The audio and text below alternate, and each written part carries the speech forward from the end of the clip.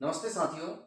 आइए आज हम घड़ी से संबंधित जल प्रतिबिंब और दर्पण प्रतिबिंब से बने प्रश्नों को कैसे हम बनाएं आज सीखेंगे।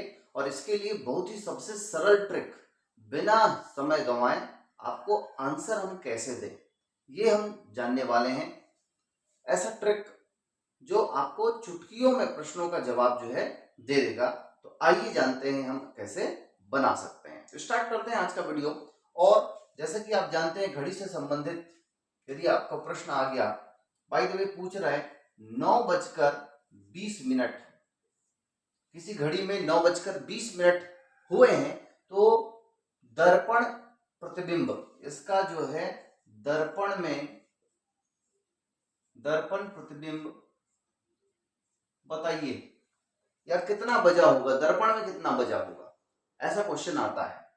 तो यदि ऐसा प्रश्न आया तो आपको एक चीज ध्यान में रखना है, और वो है घड़ी में कुल कितना समय लिखा हुआ है, 12। कितने बजते हैं? 12 बजते हैं, आप जानते हैं।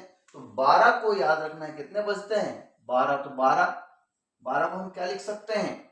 11:60 लिख सकते हैं। यही आपका जो है ट्रिक है। कोई भी यदि समय दिया जाता है, उसको आपको 11:60 से घटा देना है। एक कंडीशन ये होता है कि यदि कभी प्रश्न ऐसा आ गया 12:45 का दर्पण प्रतिबिंब बनाइए, तो ये 11:60 से बड़ा हो गया। तो इस स्थिति में आपको क्या करना है, इसका एक और रूप होता है। घड़ी में 12 बजता है, या रेलवे टाइमिंग में हम लोग जाएं तो वहां पर 13, 14, 15 से लेकर 24 भी बजते हैं। तो आपको इसको ध्यान में रखना है। यदि 12 से ज्यादा आता है तो इसी समय को हम क्या लिख सकते हैं? 23:60। क्लियर है? या तो आपको 11:60 लिखना है, या 23:60। तो 11:60 कब करना है? जब 12 से कम है तब 11:60 करना है। और यदि 12 से ज्यादा समय आ जाता है और उसका आपको दर्पण प्रतिबिंब पूछता है, तब आपको 23:60 से केवल माइनस कर देना है, आपका जवाब आ जाएगा। दर्पण में वो कितना दिखेगा, इसका जवाब केवल माइनस करने से आ जाएगा। देखिए, जैसे 9:20 का दर्पण प्रतिबिंब क्या होगा, क्या करना है आपको? 11:60 में इस 9:20 को माइनस कर देना है। 0 का 0, 6 में 2, तो 4 आ गया, और कितना आ जाएगा? 2:40 इसका आंसर हो गया। आपको ऑप्शन में दिया रहेगा, ABCD में जो भी दिया है, आप 2:40 को बना देंगे। यदि क्वेश्चन पूछता है 8:40 का दर्पण प्रतिबिंब बनाइए, तब क्या करना है? फिर से हमको 11:60 से इसको माइनस कर देना है। 6 में 4 गया 2, और 11 में 8 गया 3। 3:20 इसका जल प्रतिबिंब होगा। कितना समय लग रहा है? पल भर में जो है आप इसका आंसर बता सकते हैं। ये हम क्या निकाल रहे हैं? दर्पण प्रतिबिंब। यहां पर देखिए 11:20 माइनस कर देंगे 11:60 से, तो क्या आ जाएगा यहाँ पर? ये 40 और ये 0:40। अब आपके ऑप्शन में आपको देखना है कि क्या 0:40 दिया है। यदि नहीं दिया है तो इसका मतलब आपको ध्यान देना है, 0:40 का मतलब क्या होता है? 12:40 को हम 0:40 बोलते हैं। क्यों? क्योंकि इसमें एक के बाद 12 तक ही बजता है, इसके बाद 0 हो जाता है, 0 के बाद फिर से 1। तो आपको ध्यान में रखना है, इसको हम क्या लिखेंगे? 12:40। तो ये इसका आंसर हो जाएगा 12:40 या 0:40। ठीक है।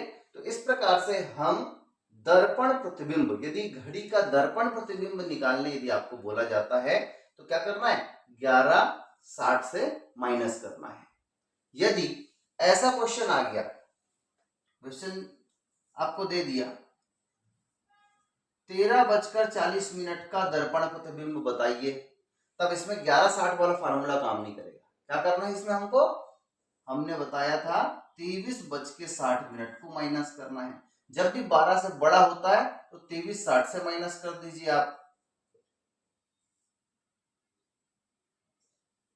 10:20 इसका आंसर आ गया। जब भी 12 से ऊपर बजता है तो उसको आपको 2360 से माइनस करना है, यदि 12 से कम है तो 1160 से आपको माइनस कर देना है। इस प्रकार आपका दर्पण प्रतिबिंब वाला क्वेश्चन बन जाएगा। चलिए, अब यदि घड़ी का आपको जल प्रतिबिंब वाटर इमेज पूछे, वाटर इमेज में क्या होता है, जो ऊपर की चीजें होती है वो नीचे दिखाई देती है, पलट जाती हैं। तो वैसे यदि आपको घड़ी का जल प्रतिबिंब पूछा जाए तो आपको ध्यान में रखना है 18:30 से सबको माइनस कर देना है। आप जैसे ही माइनस करेंगे आपका जल प्रतिबिंब वाला आंसर आ जाएगा। जैसे हम देखते हैं 8:20 का जल प्रतिबिंब क्या होगा। कुछ नहीं करना है, हमको क्या करना है 18:30 से इसको माइनस करना है। माइनस कर देते हैं, 0 का 0, 3 में 2 गया 1, और यहाँ पे 8 में 8 0, 1 का 1, आंसर आ जाएगा 18:30 का आपको दिखेगा कितना 10:10। ठीक है।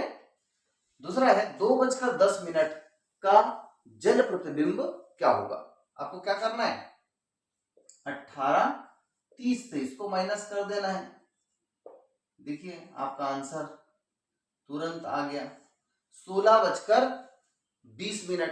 अब आपको ऑप्शन में देख लेना है 16:20 दिया है कि नहीं दिया है। यदि नहीं दिया है तो 16 यानी कितना होता है, 12 के बाद 4 जोड़ते हैं तो इसको, इसी को हम क्या बोलते हैं 4:20। तो आपको इसको भी ध्यान में रखना है कि 16 दिया हुआ है, फॉर्मेट में जो है 24 घंटा वाला फॉलो किया गया है कि 12 घंटा वाला फॉलो किया गया है, इसको आपको देखते हुए आंसर टिक करना है।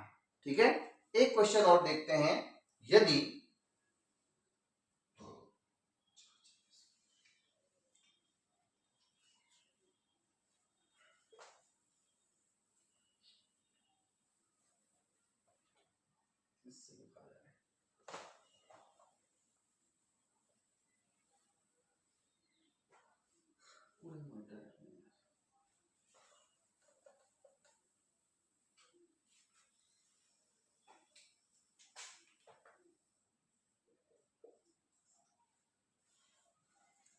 चार 4:40 का जल प्रतिबिंब कितना होगा।